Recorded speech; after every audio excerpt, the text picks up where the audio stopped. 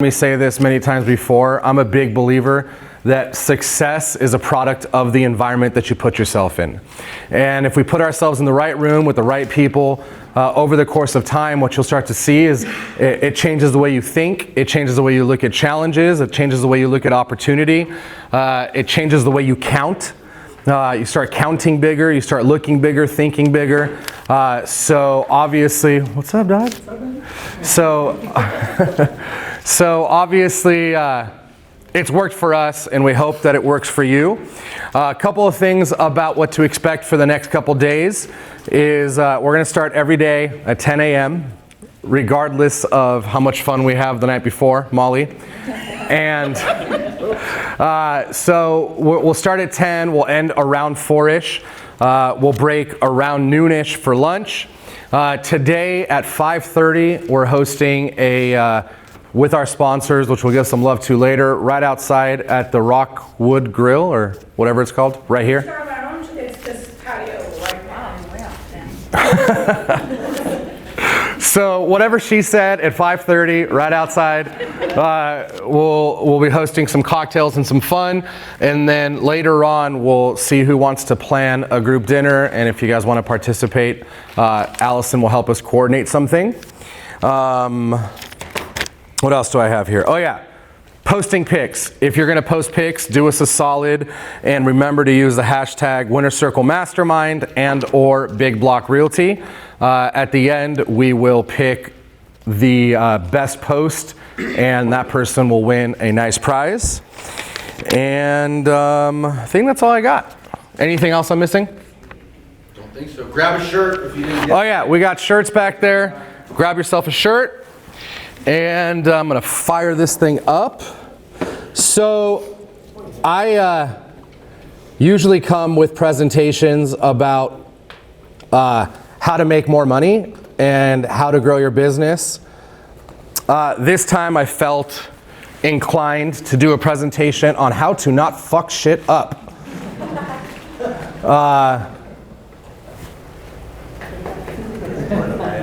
Okay. So the title of my presentation is 10 Things We Messed Up in 2019. And on the surface, I don't like to start with negatives, but what I know for myself and Oliver and Corey, some of the best coaching that we get is not so much what to do, it's more often what not to do. And 2019 for us was a decent year. We've had better years. But every year we look in the rear view and we ask ourselves, what went right, what went wrong, what could have been better, what can we improve on, what do we need to pay attention to? And this is the 10 things that I think we could have really paid more attention to, 10 things that we could have done differently. And these are, in my opinion, most of these, if not all of these, are going to apply to you either as a solo agent, as a team, as a leader, as an entrepreneur. So we're going to go through these things, and the agenda with all of these presentations is this is open forum, it's mastermind. So if you have questions, if you have ideas, if you want to go deeper, throw your hand up and we'll do that. Sound good? Yes. Should we get started? Yes. All right. So 10 things we fucked up in 2019.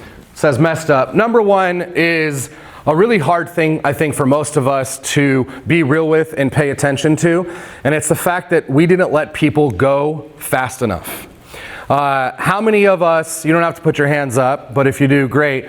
How many of us at times have had people in our environment, in our office, on our team that we knew were just not the right fit, but we had a hard time mentally letting go of that? Yeah. So here's the thing. What we've learned is every time we wait and we take longer with it than we should, we ultimately always regret it.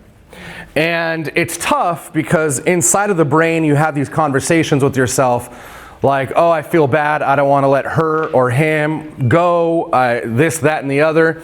And a few years ago, someone said something that really stuck.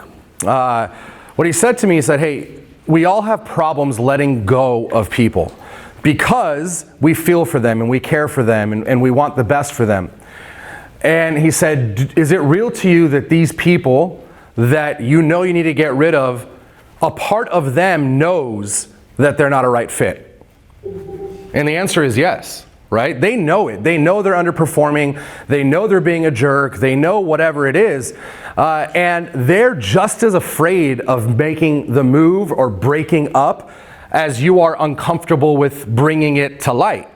And what he said to me is like, if you really care about their well-being, be real with the fact that you're only doing them a disservice if you're keeping them on the team knowing that eventually they're going to be gone.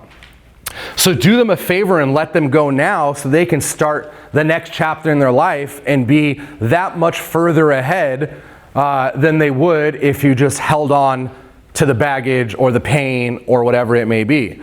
So for those of us that are feeling any sort of this, if we have time, we're going to do something tomorrow called the War Games, which I think will bring this more to life. But the people that are in your world, in your team that are toxic at all, are having more of an effect than you can even quantify. And the compounded effect of that is really what we need to pay attention to and think about their future as well as ours. Something that Ryan Dice said at War Room the other day, maybe about a month ago, he said you have to be real with the fact that the people that got you here might not be the people that'll help you get there. And that's not saying that you always need to be changing people out. But it is saying we have to pay attention to the fact that time changes things. And people's initiatives, their goals, their attitude, all these things change. And if you are like us, which I know you are, and you want to go from where you are to the next level, I think we always need to be asking ourselves, like, is the team that I have right now the team that I need to get to the next level? And I don't just mean in terms of agents. I mean from assistants to marketing coordinators, everything in between. Like, you really have to be checking the team on a regular basis. And if you hear any super successful person talk about their progress and their success, more often than not, when they're asked, how did this happen? What do they usually say? I had a great team. The team is what helped us get there. So I want for all of us to take a really deep, serious look at the people that we have on the team, the people we have in our environment, and make the hard decision to make the cut if we need to. For myself and Oliver, when we first started this real estate game, I'm not saying this because I'm proud of it. I just want to help you understand how hard it can be sometimes. When we first started the business, it was me, Oliver, my mom, and my cousin. This is years before Big Block ever existed.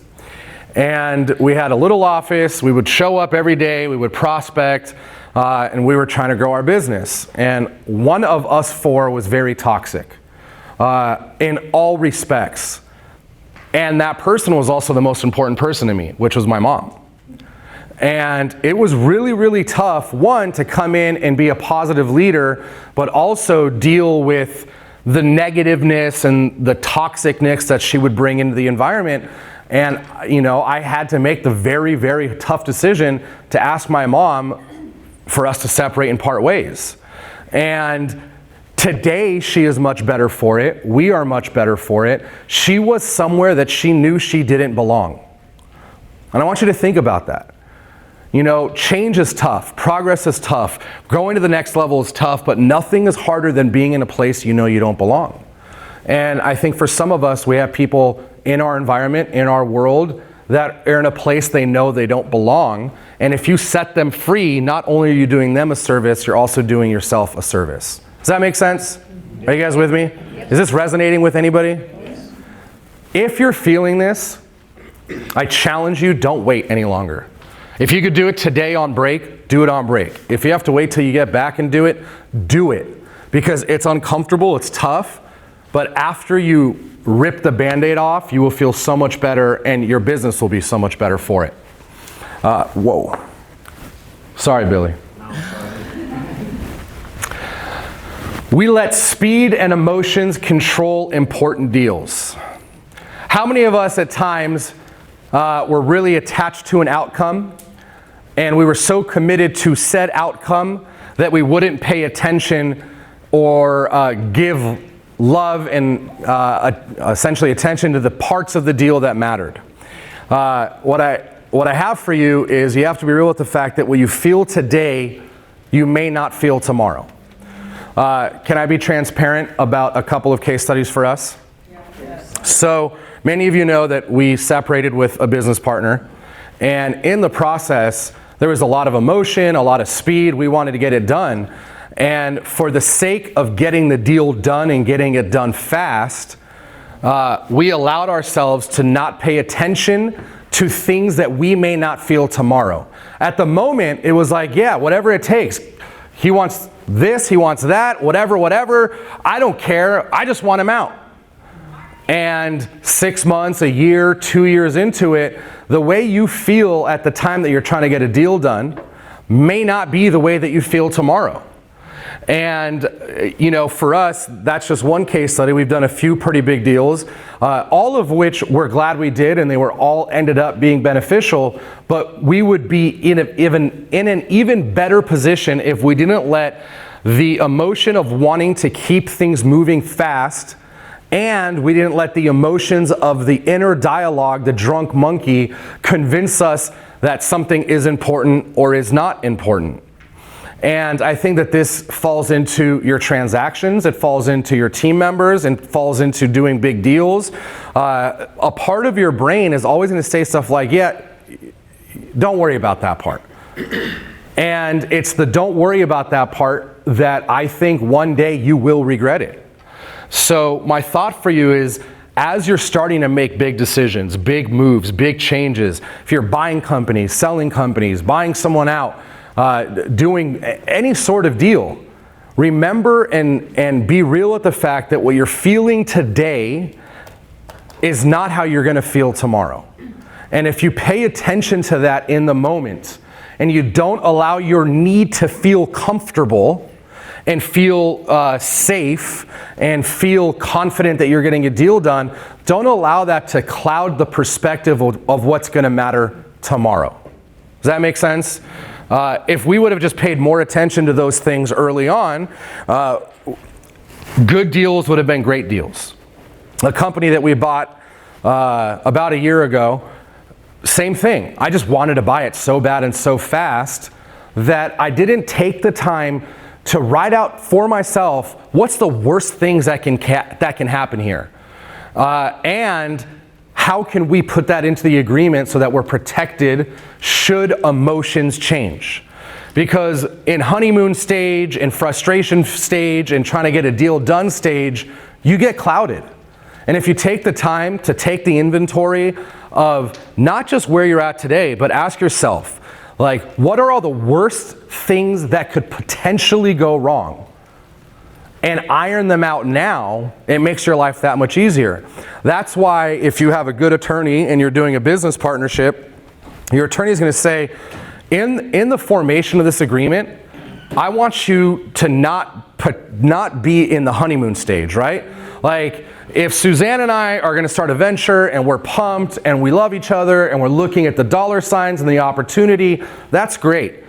And we'll make a great deal happen, we'll put it on paper, but contracts and deals should not be formulated assuming that you're always going to be in love. You have to take the position that one day Suzanne and I might hate each other, right? And in the midst of that hate, there's two options. We either let the contract dictate where we go, or we let emotions beat us both up. Does that make sense? So really take the time to, none of us like to think about worst case, like the world is ending type scenarios. But I promise you that as uncomfortable as it is, if you take the time when you're doing deals to think about tomorrow and how your feelings will change and how their feelings might change and everything in between, you could structure a scenario for yourself which will be much better off than just getting the deal done for the sake of getting it done. It's a prenup. It really is. And that's just saying if you're merging a deal, right? I mean, if you're putting a deal together. Now, I say all this saying, I don't regret anything that we did. All of it was a win for us. But instead of it being, you know, a home run, it could have been a grand slam, right? And it doesn't even mean that it wasn't a grand slam in terms of business opportunity profits. Just the mental consumption of dealing with shit that you don't want to deal with has a greater effect on your profitability and your growth than anything else. Does that make sense? Yeah. Is this helping you guys at all? Yes. Good. Say that? My team's fired. Hey, sometimes you just got to do it. Number 3, this is probably something we all fall victim to, is we said yes to too much too fast. We bit off more than we could chew. Why? Because we were confident in ourselves. We knew that we could make progress. And, at the end of 2018, 2019, beginning of 2019, we bit off more than we could chew. And when you say yes to something, you're saying no to something else. I want you to think about that. Every time you say yes to a new opportunity, a new idea, a new initiative, you're at the same time saying no to something else that's already present in your life. And it's hard in the moment when you're looking at the dollar signs, you're looking at the opportunity. It's really hard to say no to things. Has anybody ever experienced something like that? Yeah. But when you say yes, you're saying no to something else. So I think it was at War Room. I had this photo in my phone. I don't know exactly where the source came from. But there was a study, I think it was done by Harvard Business Review. And it said if a person has one goal, one initiative, one thing they want to accomplish, and that's what they focus on, they are 80% likely to make that said goal happen. You guys follow me so far? If you have 2 to 4 goals at any given time, your chances of achieving one of them go down to 35%. Not all of them. Just achieving one of the 2 to 4 goals goes from 80% for one. Now if I have 2 to 4, I have a 35% chance of making that goal happen. 5 to 7 goals, you have a 10% chance of making one of those things come to life. That might be hitting some of you guys real hard. And, it's tough because we want to keep innovating. We want to do new things. And what we'll talk about in a moment is how you need to continue to staff up. But the more you have on your plate, the less you don't eat. Or the more you don't eat at the end of the day. If you have 8+ goals, you have a 3% chance of reaching one of them. I know that for a lot of us in the room, we have more than one. Some of us have 8 or 10. And when I was doing a presentation for this, I was looking for these stats. I ended up finding on my phone, but a lot of the things that I read said, if you have 10 goals at once, you're virtually guaranteed to not achieve one of them. I read that consistently, over and over and over and over. So I challenge you guys, think about, and this is how we like to make decisions.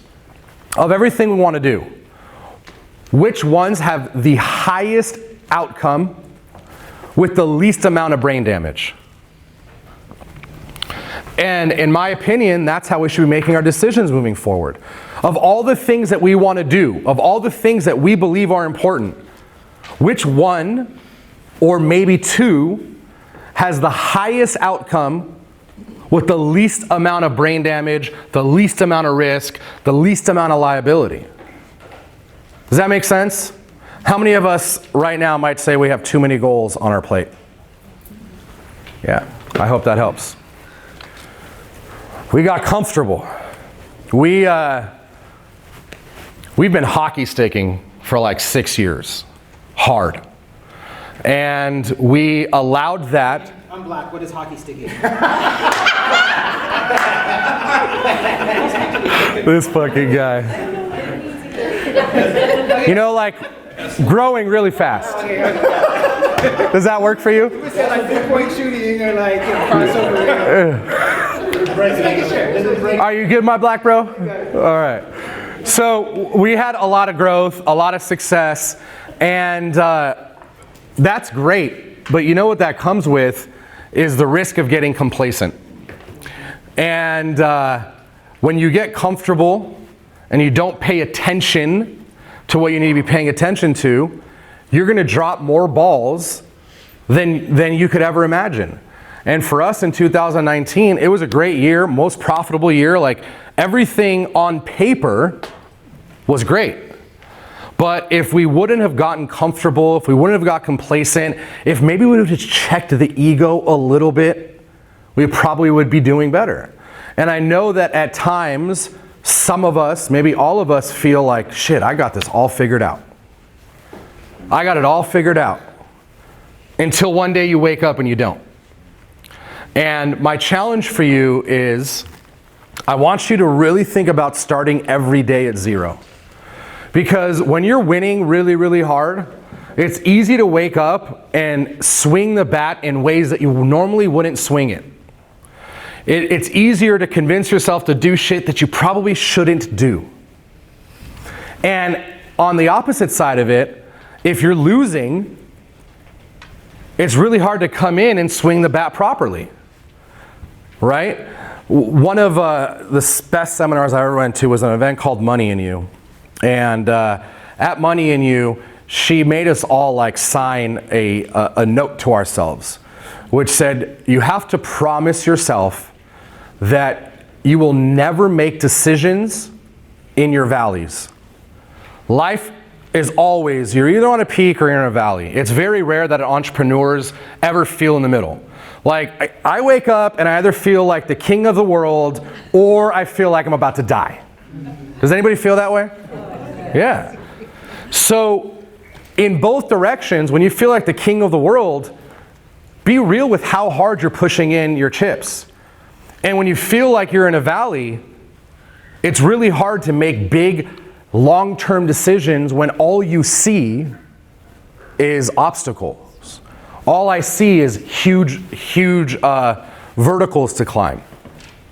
So one of the thoughts that I have for you here is, for one, multiply your goal, not your goals.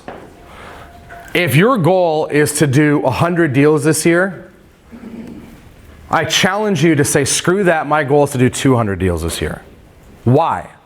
Because if I take my goal from 100 to 200, then I work backwards to figure out how I achieve 200 as opposed to 1.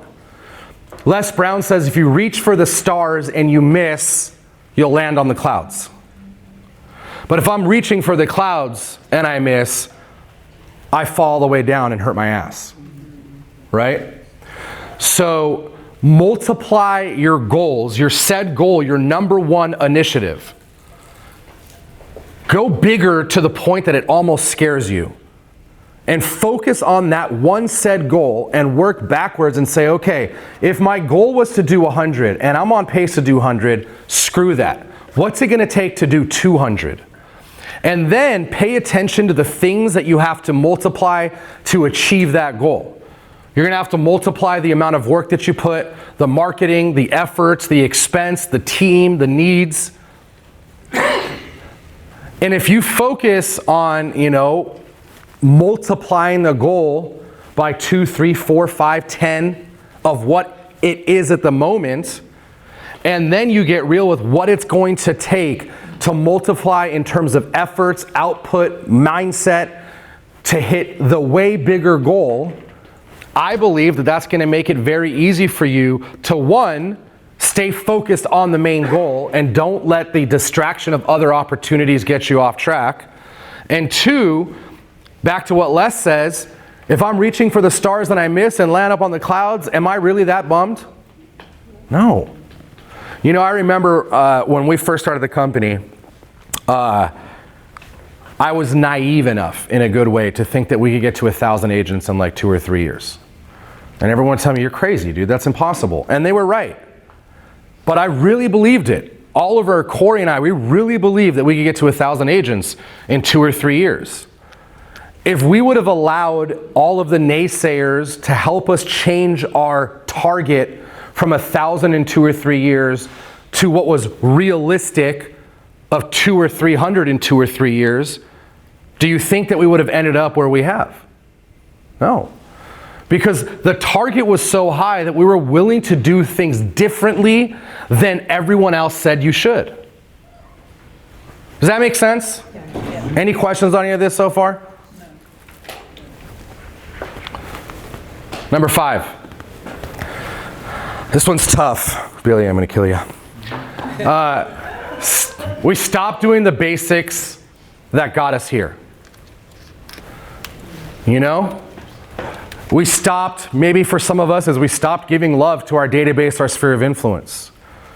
Maybe we got too comfortable with our marketing. Maybe we stopped giving our team members as much love as we did when we first started. Because you feel like you're in motion and you take your eye off the prize of what has been working, and you start to try new things. And you start to get complacent, cocky, confident. And for us, we're like, our baseline is set, right? Like our baseline, we got it figured out. So we started to do so many other things and stop doing the things that got us to where we were originally. And if we would have just continued to do those things, and instead of layering on 5 new ways to grow, maybe layer on 1 or 2 and split test and tweak while continuing to do the things that worked originally, we would probably be further in 2019 than we ended up. And again, it was a great year, but it could have been better if we would have paid attention to the shit that we just weren't paying attention to. How many of us at some point have stopped looking at the basics? Yeah. You got to go back and really pay attention to what made Ryan Lipsey one of the top title reps in San Diego? If I'm him, I'm asking that all the time. How did I end up being one of the most favorite people in San Diego? How is it that most people are doing business with me? And pay attention to that and go back and put fuel on the fire that already worked. Now I say that saying things change. Like marketing campaigns that worked a year ago. I mean, we got Wes, one of the top marketers in the country, sitting right here with us. So that was an inside joke. I could say so much, but I won't. You will. I will. All right, I'll tell you. So the joke is, Val is like the queen of selling real estate, and we're always like, hey, so what do you do, Wes? And he's like, I do the marketing. And he does a great job at it. Love you. But the point is, things will stop working. Things will break. Act with the way you were getting deals, the way you were marketing, things will change. I'm not saying what worked 3 years ago is going to work today. But what I am saying is all of us forgot about some of the things that we used to do that worked for us, and we got so comfortable, cocky, confident, everything in between, that we stopped paying attention to them.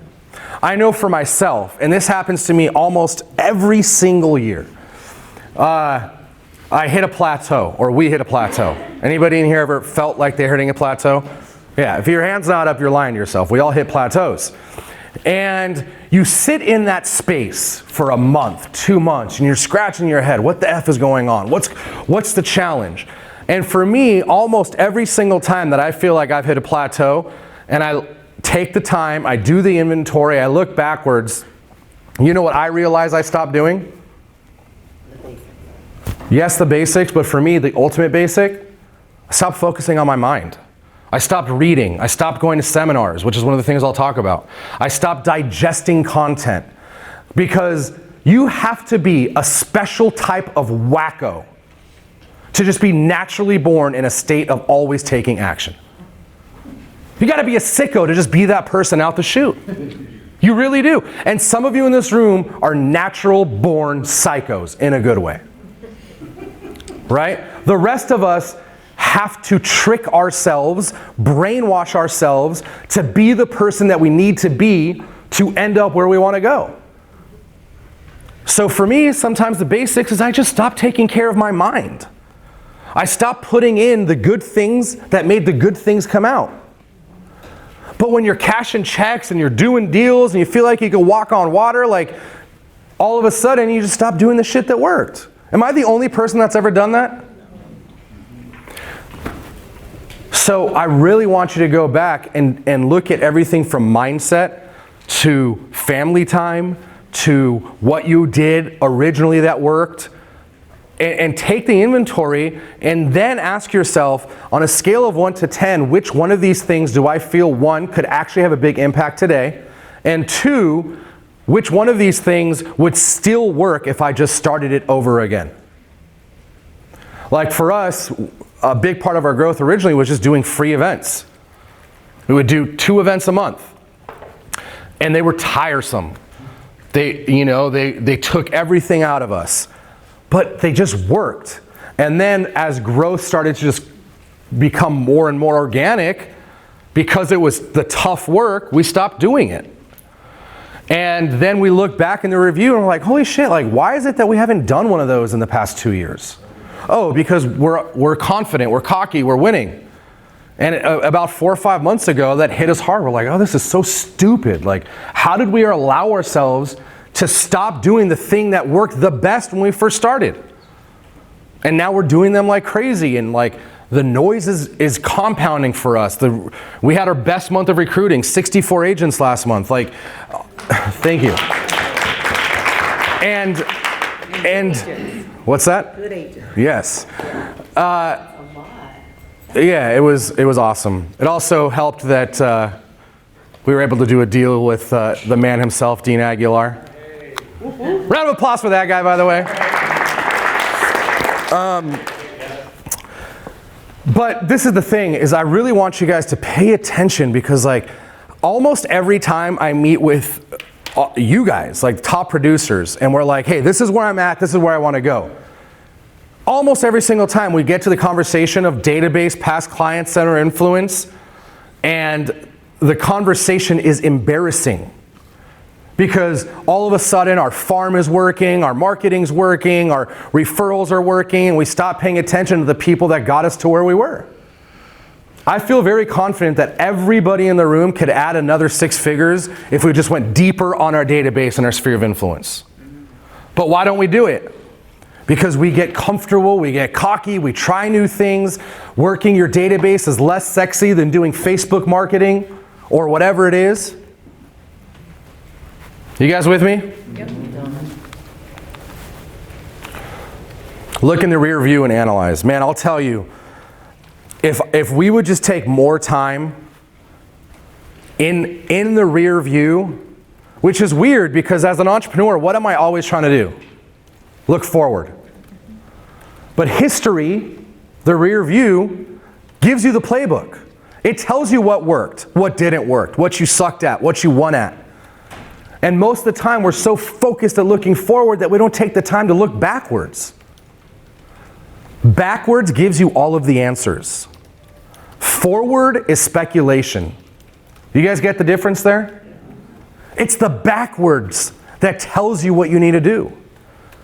But no one wants to look backwards because it's not fun. Sometimes it's painful. Like writing this presentation for me, looking back at 2019, was kind of painful. But if I don't look at the rear view mirror, I have no idea where I'm headed. I'm just guessing, hoping, praying. You guys with me? Is this making sense? Number 6, huge. Didn't take time to work on the business. We've always heard this. You're either working in the business or on the business. I'm pretty sure everybody in the room falls a victim to this. When you're working in the business, you're writing contracts, you're doing deals, you're doing meetings, you're out, you're knocking, you're prospecting, you're marketing, all of that is on or in. It's in. All of that is in. You have to get out of the business so that you can work on the business. So you need to get out to blow up. You got to get the hell out of there. So a few things that I'm like even embarrassed to say it, because I would go on stage and talk about, man, these are the things that help us blow up. And in 2019, we didn't do this one time. Not once. Every quarter, we would take an executive retreat. Me, Oliver, Corey. And we would take 3-4 days. We would rent an Airbnb somewhere just beautiful, over something with a view like this, nice balcony, open area, and we would just sit there and have a hackathon for 3-4 days. We would make a list of all the things that were important, and we would sit together as a leadership team, and we would mastermind around what's working, what's not working, what do we need to roll out. And I'll tell you some of, if not all of, the best things we've ever done as a company for growth, for profitability. I can't think of one right now that didn't come outside of getting out of the office for 2, 3, 4 days and working on the business. And what really worked well for us is we would do it on the backside of events like this. We would go to a mastermind, we would go to Mike Ferry, we would go to Winter Circle, and instead of going home, we would just extend the trip for 2, 3 days, and we would take the notes, we were feeling good, and we would start to work on the things that needed to be done, as opposed to saying, oh, I'm gonna do it when I get back. Are you actually really gonna do it when you get back? Shit, no you're not. You know why? Because the Got a Minute meetings will kill your business. They will. Hey Val, you got a minute? No, I don't have another minute. But what do you say? Yeah, come on in, have a seat. Am I the only one that deals with those Got a Minute meetings? I've totally done that to you. I know, I'm like, well, I'm never going to do that. No. You guys are my customers. It's very different. But I'm speaking like, for me, it's the staff. For you, it's your team members, right? It's your assistants. It's all these things like the Got a Minute meetings, and I classify the distraction in that fun term. But it's all the things like sometimes. Maybe I'm the only one in the room that has to deal with this, but I legit will go 2, 3 days without even taking my laptop out of my bag. I get to the office and it's like fireman hat on, put this fire out, Got a Minute meeting over here, got this meeting, got to go meet with Sauce, got to go meet with Oliver, got to go meet with Corey, he's going to one-speed me about something, and the next thing I know, it's 5, 6 o'clock, I'm going home, come back the next day, same thing over. I legit will go 3 days without even turning on my freaking computer. Well, you're actually a part of my progress, so I'm not talking shit. But honestly, like if I didn't have an assistant, like Allison will legit like corner me, and she's like, "This shit needs to get handled right now." Like she'll follow me, like, "What's the answer to this? So like, you got to lay yourself up, which we'll talk about. But the idea and again, I'm saying this out loud, and I don't even know why we didn't start this again. 2 years ago, did I ever talk about the Pentagon, the office that we had? So, yeah, so for us, actually we got rid of it right when Allison started, so that was what, maybe 2, 3 years ago? So these get out of the office retreats were so critical for our success. We would not be where we are if it was not for getting out of the office. It was so good that we went and got another office, like maybe the size of like just from this pillar to this pillar. And it was just a conference room. It had art on the wall, we like art. It had a TV up, and it was a conference table and some chairs, and none of the staff knew the address. There was no phone number, nobody knew where it was. It was the Pentagon. And when we were at the Pentagon, we were fucking making moves. And nobody could bug us. And it got to the point where like legit, like Oliver used it more than any of us. Like he would just go there for a day or two a week, and he'd come back with progress. So you say to yourself, well, why would like that $1,000 a month? Like, well, that's a big thing. Like, why would 1,000? Are you kidding me? That's one deal. Tough. One deal gets you way further than taking the step backwards and getting the hell out of the business so you can work on that shit. Right? Are you guys with me? Yep. I mean, if everybody in the room just did that by yourself or with your team members, I'm telling you, you will grow so fast that you'll end up doing all the stupid shit that we did in 2019. Yes? Bill Gates takes a week off and disconnects from everybody. Yep. And that's where he does all his thinking. A lot of his ideas come from that. Yeah. Nobody's allowed to call him. Nobody's allowed to reach out to him. Nobody's allowed to even know where he's at. Yeah, it's critical. Do you know what percentage of Warren Buffett's day is spent reading and thinking every single day? 75% he's not working. One of the richest people to ever live. Because he's working on himself, on the business. And it's tough because you're like, I got all these balls in the air, all these different things. Here's the reality.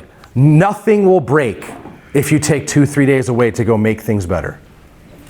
And I'll tell you what, if you can't step away from your business for 2 days without shit breaking, you know what you have? A high-paying job. You know, like I say this with half love, half like just realness. Like me, Oliver, and Corey could literally not go into the office for a year, and things will at least not burn down. Well, I have to go to the office. And he's right. But the thing is like, your job is not to be the employee. Your job is to be storming the lead. Your job is to be the thinker. Your job is to be the innovator. Your job is to be the recruiter. Your job is to be the motivator. And if you can't do that on a regular basis, it's probably because you're in the weeds way more than you need to be. Any questions on this? Will all of us at least take a couple days a quarter and work on our own stuff? I'm telling you, of all the points here, probably the most important. Number 7. Another one I'm really embarrassed about. We stopped, at least me, I think Oliver's been a little bit better than me, but both of us have fallen victim to this.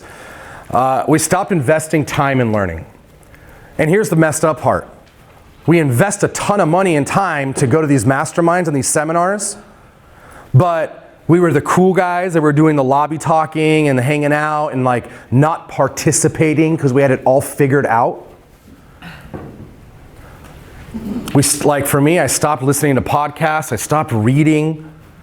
Like I myself am one of the best copycats in the world. Like I read something, I'm like, damn, that's good. I'm stealing that. I hear something like, damn, that's good. I'm implementing that. Most of the ideas that we do are not generally straight born out of thin air. It's something that we picked up from somewhere or something, or we heard or we read, and we're like, all right, theirs looks like XYZ, and maybe XYZ doesn't work for us, but if we went ABC, we could implement that into our business, and holy shit, game over.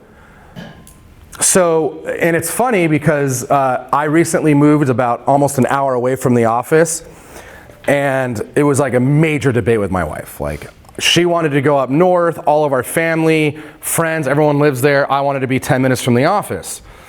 And obviously, she gets what she wants, so we moved. And yeah, that should be number 11. Always say yes to your wife.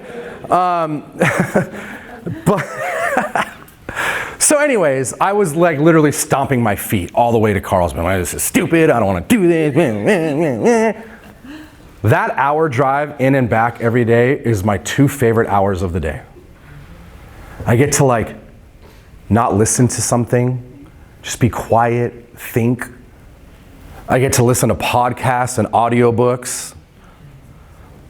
It's been so good for me because once I had kids, like that self-time, like the listening to books and podcasts, that shit went like so far out the window. Right? I come home and my wife's like, here, take them. Right? Anybody else ever dealt with that? And maybe your kids are older and it's something else. But my point is like, that hour has turned into like some of my favorite time. The worst thing that happens is when I carpool with Corey, because the whole time it's like, and I lose that hour. Love you, buddy. But it's real. And again, it's for me, it's really embarrassing because we spend so much time and money in these masterminds and these seminars and in coaching and all these things. And for the past year, we've just been on our high horse, like we got this figured out. I'm gonna do the lobby bar hanging out and like I'm building my network. And I just hadn't been paying attention to the content. I hadn't been paying attention to what I'm putting inside my head. And I know that every single one of us in this room, I don't care how much you're doing it, you might be chewing up content. you're still not doing enough. Someone said to me that the mindset, like the content and the good mojo, the feels that you put into your brain are similar to an engine needing oil. If I don't put oil in my engine, what happens to my engine? Seizes up. And for me, about once a year, my shit seizes up. And I'm like, what the hell's going on? Why is nothing working? And I look back, oh, it's because I haven't been putting the oil in. And 2019 was, for me, the biggest lack of really paying attention to the content. I was there, I was present, we were writing the checks, we were going to the events, taking time away from the family. How stupid. So I challenge you guys, when you're in this room for the next 2 days, like, unless you're taking notes, like, take the laptops, take everything away, and don't allow yourself to say, oh, this doesn't apply to me. Because the things that you think don't apply to you, that when you figure out how to make them apply to you, you win the damn game. Most of the things that we've done, especially for the first 6 years, were things that we saw people doing in completely different industries. Stuff that our competition would look at and say, oh, you don't do that. That doesn't work in our space. And it just worked when we figured out how to implement it internally and better our business, better our team and our offering. Make sense? Any questions on that? Hey, Sam. Yes. So what I always get from everyone is I always hear the same thing over and over and over and over and over again. Yep. And so the way that I've always combated it, because I always go to conferences and whatnot, is every time I go, I hear the same thing, but I'm in a different place in my life. And so I internalize and interpret what I heard before in a different way to be able to implement it in this manner at this time. 100%. So that's how I am able to combat the let me not go because I've heard this shit before. It's so true. I mean, all of us have said that to ourselves at some degree, right? Oh, I've heard this before, right? Like, I do a presentation on working your database and your sphere of influence, and half the people leave. And so, oh, I know this. I heard this before, right? And it's almost every time. And it's because they have it figured out. But this is the deal. At Closing Table, Marcus, who runs Digital Marketer now with Ryan Dice, he was saying, I don't know if he said this on stage, but he was talking about how he had a conversation with Gary Vee. And he's like, Gary, I don't know how the hell you get away with this. And he's like, what do you mean? He's like, literally, you say the same 6 to 7 things in every video. Like, you don't change a thing. Like, you just say the same shit.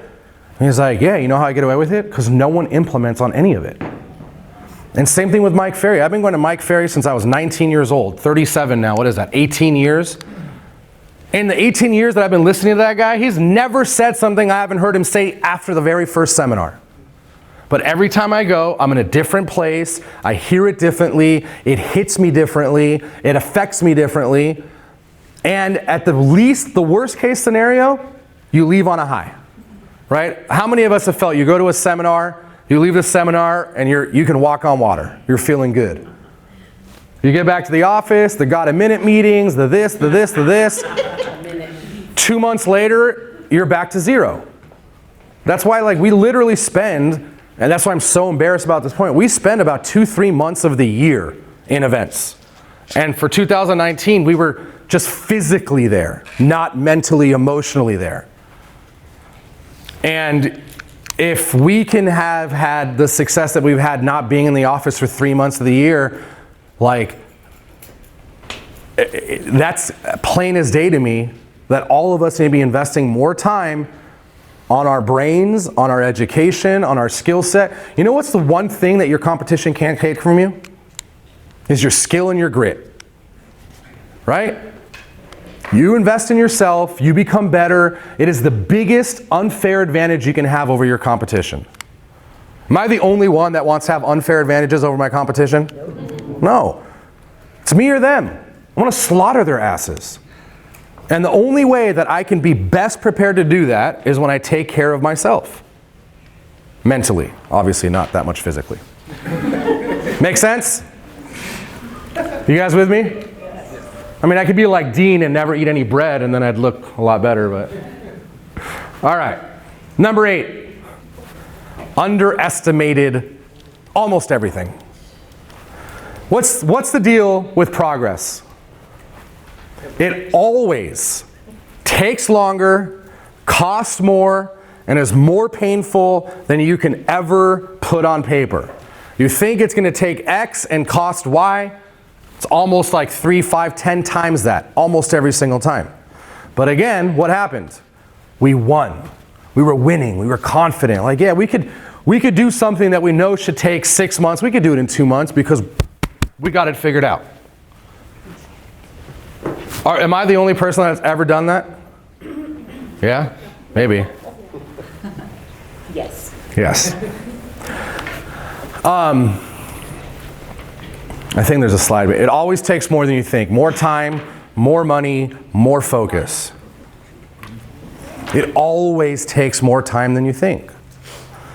And it's easy when you're doing well and you're making more money than you did last year and more money than the year before that to not pay attention to the fact that any new initiative is going to kick your ass. It's going to kick your ass. So, if we know it's going to kick our ass, should we go into it with our arms down, confident and cocky with a little bit of swag, or fucking guns up, ready for the battle? You got to go in guns up. You can't allow yourself to trick yourself into thinking that because you're winning, you're going to win the next game that much easier. Make sense? Number 9, didn't staff up fast enough. A part of us is very, half of us is like, hell yeah, we staff up. The other half is like, yeah, we like to maximize what we have. Right? Does anybody ever feel that way? Like, I want to get the most out of what I have. And we just didn't staff up as fast as we could. And the problem with it is this.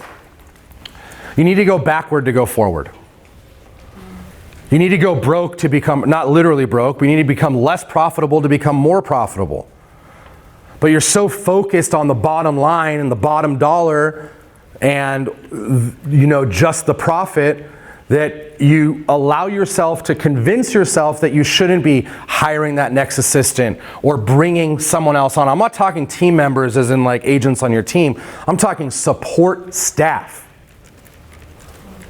Like at the level that everyone in this room is, if you don't have an assistant, you're literally leaving Lamborghinis on the table. And why don't you do it? Oh, because it's 30 grand or 40 grand a year and shit, that's like, that's going to take a part of my profitability and this, that, and the other. But every time you spend $1 the right way and you're prepared to do it for an extended period of time and then you execute properly behind that investment, you make more money. We hired our assistant, Allison, 3 years ago. And it was my first real assistant because I was just always wanted to keep the money. And I remember maybe 6 months into it, I was like, holy shit, I feel like I'm getting twice as much done. And if you're getting twice as much done, is it worth whatever the cost is to bring that person in? But you have to be willing to go backwards so that you take a bigger step forward. Does that make sense? I wrote down, people are your biggest asset. If you think that you're doing it, all you're doing is building a bigger handcuff for this high-paying job. You are not doing it right. You're doing it wrong if you're the one that's always doing it.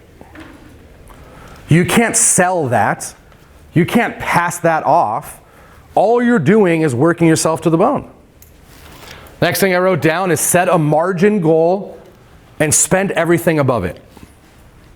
For us, we have a percentage of net profit that we want. And we're, Oliver and Corey on the money side, they're always watching that. And when we're trending above that margin, we spend it. 1, because if you don't spend it, they're going to take it from you anyways. And 2, might as well spend it for growth and set that margin for yourself, whatever it needs to be. 10%, 50%, I don't care, whatever it is for you. And then be committed to when you're trending above that number that you're reinvesting in growth to move the top dollar up. Are you guys with me there? You have to spend the money. If not, they're going to take it, and if not, you're going to stay stuck. And then the last thing there is hire slow, not slow in terms of like speed to decision of bringing someone on. I mean slow to like, I'm going to interview Wes 5 or 6 times before I offer him the job. Right now for us, we literally have about 4 to 5 interviews before we offer someone a position. And we have like, so application comes in, if they don't follow instructions properly, attach this, do that, 100 people will apply, only let's say 15 of them do it the right way. Of the 15, they have a phone interview. If they pass the phone interview, then they meet with the department head. If they pass that interview, they meet with Corey. If they pass that interview, they meet with either me or Oliver. If they pass that interview, then they meet with the other one. And then when I meet with them at the end, you know what I'm trying to convince them to do at that last at that last meeting? Not take the job. Dude, you don't want this. Let me tell you why. Because everyone's great on paper and everyone's going to make themselves look sexy and be the perfect fit until they're in for 3 months, and then you realize you were focused on filling the position more than you were focused on getting the perfect person for the position. So hire slow and fire fast. Don't allow yourself to just sit in that uncomfortable, this is not the right person, I need to move on. Just rip the freaking Band-Aid and you will be better for it. Any questions on that? Yes. Go ahead. So I've been struggling with this. So I hired somebody who was an executive assistant for a family member, but I knew the family member wanted to underpay her. And I knew her potential, but now that I have her, we're like, it's not that we're not a good fit, it's she's not fast enough. I'm a fucking like, go, and she's just like, oh, let me straighten my head, and I'm just like, yeah. So it's not, I know it's not gonna work. So the good thing is she's like on a 90-day probe or whatever. How do I find the right person for me? Because I'm like, you have 50 things to do, write it down on a thing, whatever is not done. I want to see the sheet tomorrow, what got done, what didn't get done, boom. And I'm going to keep adding shit to your sheet. And every day I want to go back last week and see what was done and what was not done. So everybody can handle that. I think you have most of it right. Would you say they're weenies? Don't hire weenies. So a couple of things. One, I think you're doing it right. We have to remember that they're only going to respect what you inspect, and it sounds like you're inspecting it, but you got to vocalize it and just say stuff like, if you want to move forward with the company, if when your yearly review comes up, I'm going to base your review on these things, like, were you a weenie or not, right? Not literally, right? These are the things that make me better, and you control them. And if you hit these things, so I think you're doing that right. If you know that this person's not a fit, you got to let him go. Then to answer your question about how you hire, it starts with the actual ad, the job description, which most people, if you go onto Craigslist and look at an ad post right now, most of them are pretty much the same. Like, so-and-so hiring for this position, this is the pay. If you got a good attitude and good spirit, you're the one. Apply here. Where ours, it's like legit long sales copy. Like, this is why you want to work here. These are the things that will make you good at the job. These are the things that will make you bad at the job. These are expectations. We put pictures in that job post of us and our team, like doing stuff like this. We put a link to the We Believe video so that they're like getting bought into the culture. And like, so we make it like a really strong sales pitch. And most of the people, when I end up sitting down with them, I'm like, why are you here? Generally the answer sounds something like, as soon as I saw the ad, I knew this was my home. Like, I have to have this job. So one, it starts with, I think, a really well-written sales copy style job description. Then has to be multiple interviews. You got to try to convince them to not take the job as opposed to convince yourself they're the person for the job. A couple good books on this if you want to read them. There's a book by Chet Holmes called The Ultimate Sales Machine. One of the best business books I ever read. He talks about everything from marketing to hiring and everything in between. Oliver built our entire hiring process, and he took chunks of The Ultimate Sales Machine. And then the second is Delivering Happiness by Tony Hsieh. He's the guy that started Zappos. So let me fill you in on their hiring process if you don't know. One, and there's another one too that's really damn good, which is The New Gold Standard. It's the book about the Ritz-Carlton. Those pretty much are your blueprint. And we have a presentation on this. If you shoot me an email, I'll have Allison send you Oliver's video presentation he did on this exact topic. It has all of our checklists, our ads, everything. But my point about Tony Hsieh is once they hire someone, they pay them to go through 2 weeks of training. After 2 weeks of training, they offer them $2,500 to quit. If they're going to take the $2,500 to quit, you think they're going to be a soldier for your goals and your initiative? No way. That's the best $2,500 you could spend. But on the surface, you say, oh no, $2,500, I already trained them, all this stuff. No, if they're going to go for $2,500, adios. Right?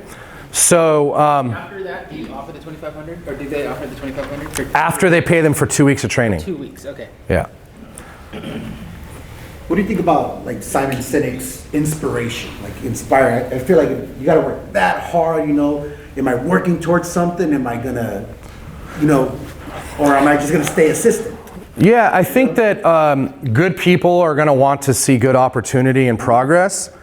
But I also, and I hope I don't offend someone when I say this, I'm also not in the business of uplifting the downtrodden.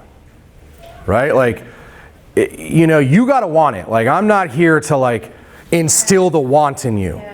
If you want it, I'll help you get it.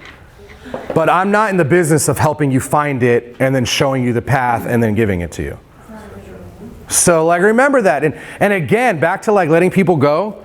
You don't let them go because they're down and whatever. No, you are not in the business of uplifting the downtrodden. Gotta let them go. But at the same time, you need to help them see a path. And look, let's say you hire an assistant at 40 and your assistant kills it and helps you make more money year over year over year. Is it fair to say you could see that person eventually one day being at 70, 80, 100, whatever it may be? For sure. Yeah, you can give them a lot of opportunity, but they gotta want to make you better. And if they don't have that already, then I think you're probably hiring the wrong person. One more question. So licensed, not licensed. So as a licensed agent, if I hire someone who's licensed, obviously they failed at what I did, because if they were good at what I did, they wouldn't be an assistant, they'd be an agent.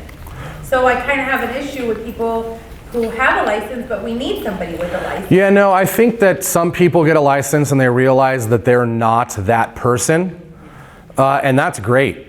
It's okay if they know they're not that person, because you don't need them to be the rainmaker. You need them to be on the backside and you know, pushing your initiatives and your agendas and keeping you on track. And you know, for me, more than anything, like it's making sure I'm not dropping the ball on things. Like I got a lot of goals. We just talked about that. I have crazy ADD. So like you got to know what they want, and if they need to do licensed activities, then it is what it is. But it's okay if they failed as an agent, because then they know that they're not going to want to be an agent after they see you make all the money, right? You want someone that wants to nurture and take care of you and your goals, and I wouldn't be too worried about licensed or not. And what about bonuses? Like, because they're licensed, I have the girl like on a bonus structure. I kind of want to know what other agents are paying good assistants for bonuses. Like, I have an ISA and she gets $250 per appointment that closes, and then my assistant, how much should I give her? Because the more they make, the more motivated I would assume they are. Yeah, I want to give them a piece of my pie because I want them to be better too in their life, and I want them to want me to be better. Is anybody in here spiffing their assistants like that? I've struggled with this for 2 years, trying to figure out the right I literally went from a higher percentage bonus, I now give her a higher salary with a lower bonus. That's what I would default to. I think it depends on what their motivation is, because you're right. You've got assistants that are licensed and people that realize, you know what, I just don't want to work that freaking hard. Like, I don't want to chase the deals, and I want the security of the higher base with smaller bonuses as opposed to the smaller base with the higher bonus. Like, I think it's a risk versus reward thing, and some people don't have the personality to take the risk of this business But in general.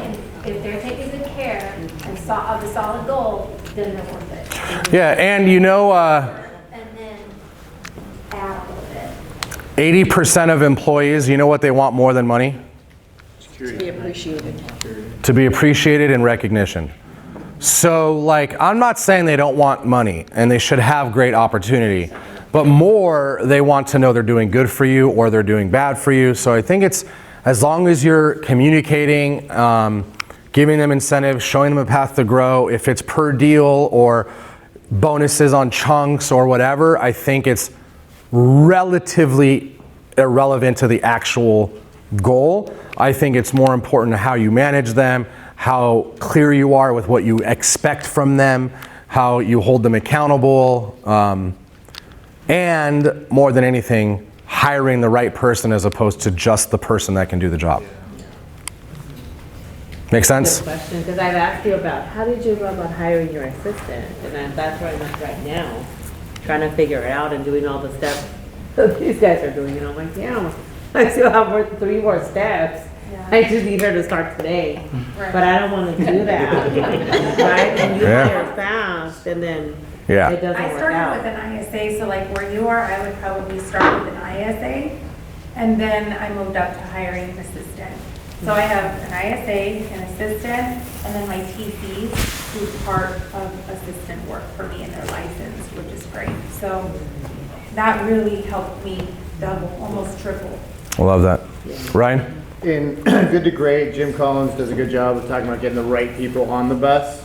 Even if you have to figure out what is the right seat for that person later, just start with the right people and you're trending in the right direction. And not everybody can make Jagger. You need the lighting guy, you need the sound guy, and we have 2 phenomenal people on our team you'll never meet because they can't be Mick Jagger, only Haley really could be Mick Jagger. What's up, Mick Jagger? All right. Last point, and then we're going to bring up Dean. I think this is probably me more than the guys. I was too focused about the idea of losing that it clouded my ability to win. And I know that at some degree, all of us are like so consumed about not getting the deal or the escrow falling apart or the agent leaving the team or whatever it may be. And you know, this past year, I've taken a lot of time to like get comfortable with losing. Like, failure is the best progress you can have, as long as you take inventory of the failure and understand, like, you have to fail in order to learn how to win.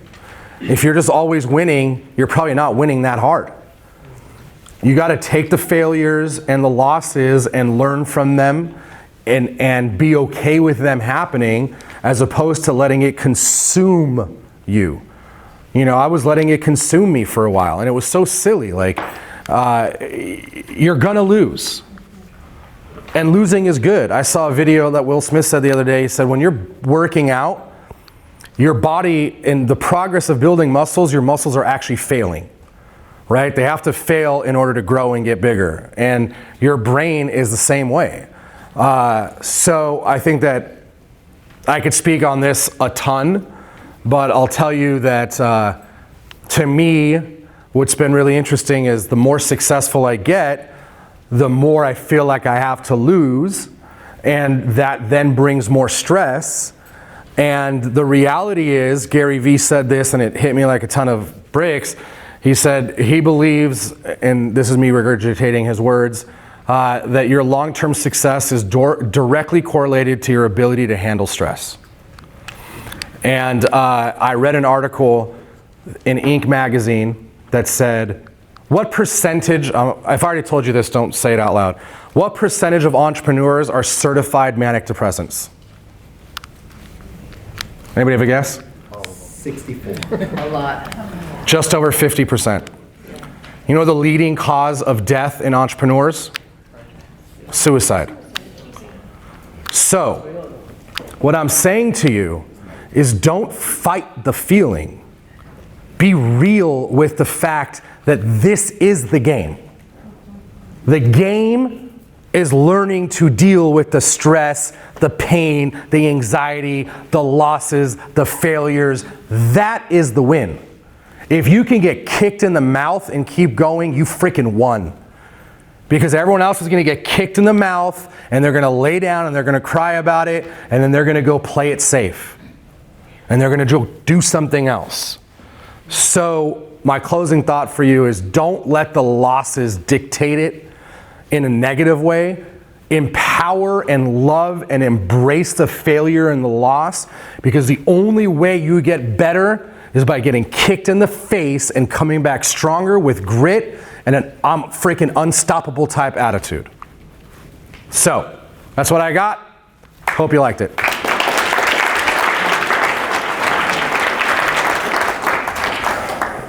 Dean? All right. So, actually, we have slides. I forgot. How many of you, does anybody in here not know who